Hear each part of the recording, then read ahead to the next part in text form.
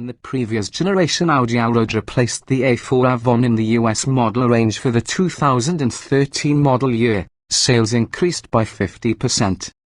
Yes, hardcore Audi aficionados went ballistic about the lack of a regular A4 wagon, or A4 Avon in order speak, but understand that a regular station wagon isn't what the American car-viewing public purchases.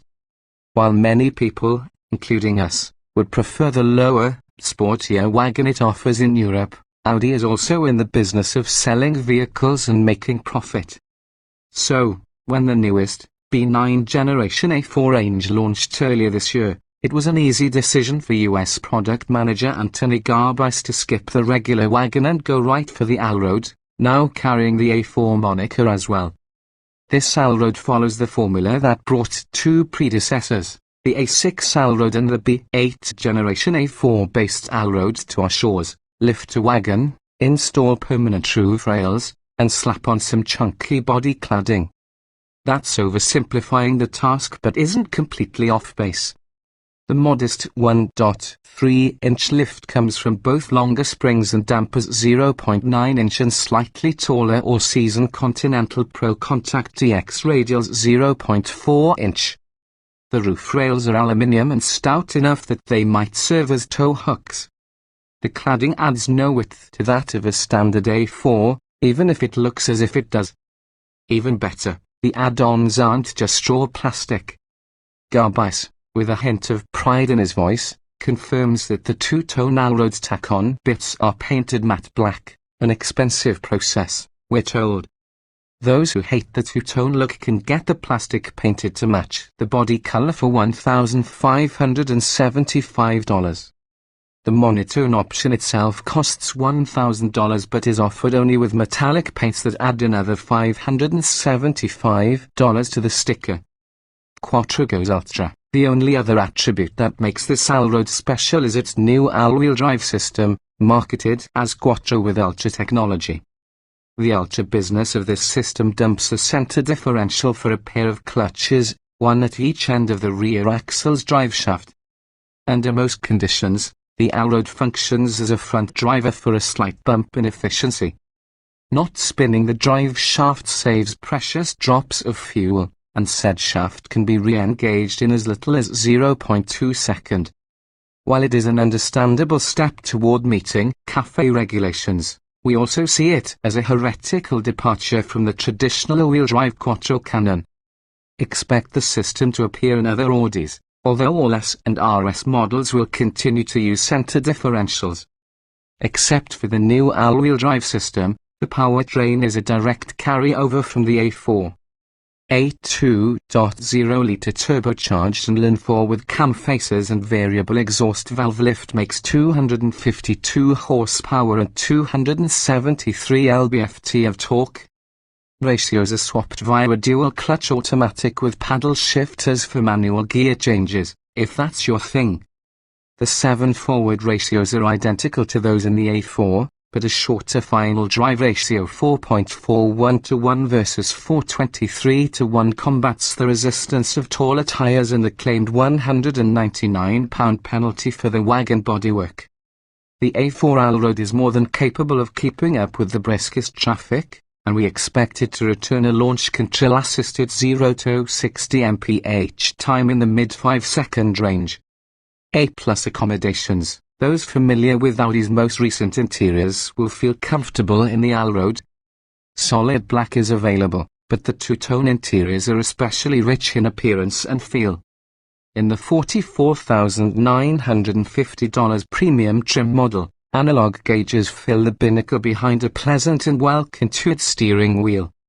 Those who want the 12.3-inch, full-color virtual cockpit with its configurable gauges and driver-oriented screen will have to select the Premium Plus trim $3,000 and its technology package $3,250, which also includes navigation, an 8.3-inch center screen, and blind spot monitoring.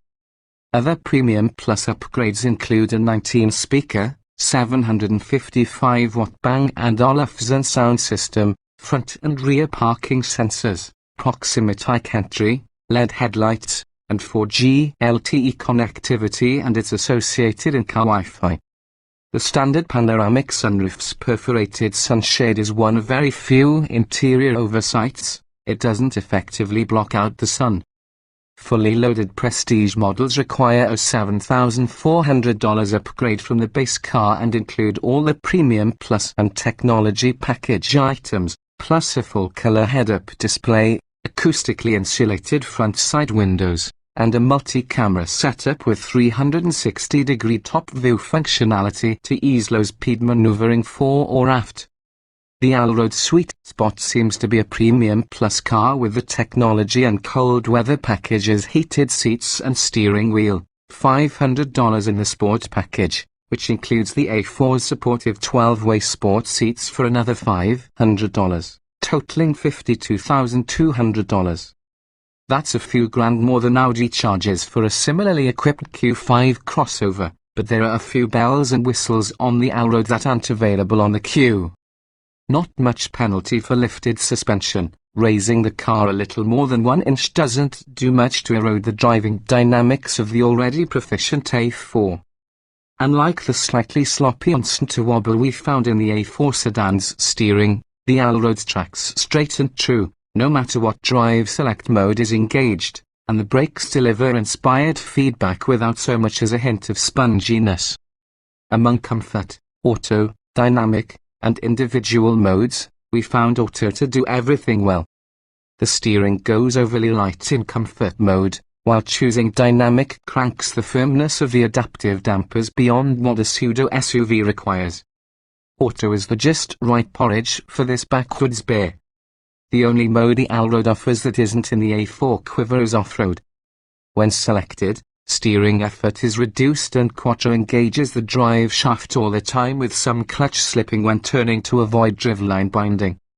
Off-road mode also changes the adaptive damping and disables the forward collision warning and impact intervention so as not to inadvertently stop the car from hitting a tree you weren't going to hit anyway.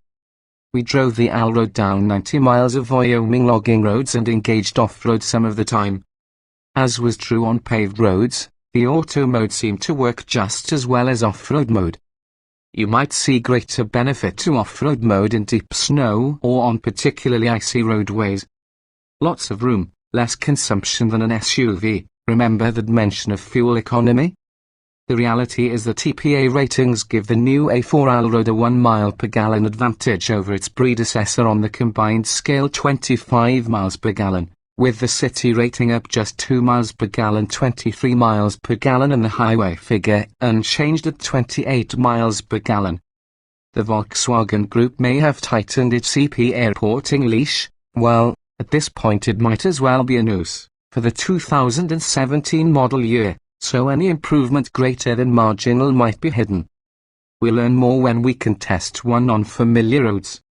The good news for the A4 Allroad's sales ambitions is that its combined fuel economy rating tops the Q5's by more than 10%.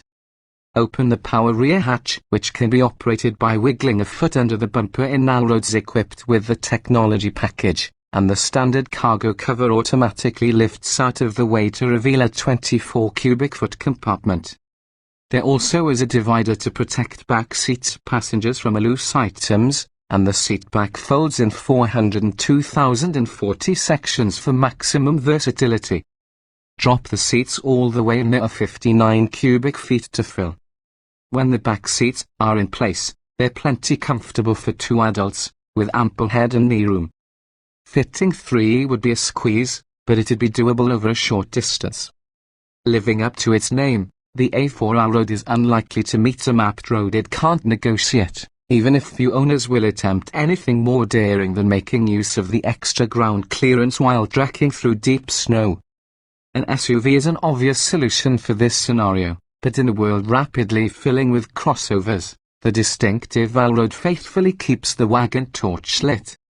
Those driving an SUV now may discover how much they miss truly car-like dynamics once they encounter the real thing again in the Allroad. Maybe our car would be a better name, because this is really all the car most people need.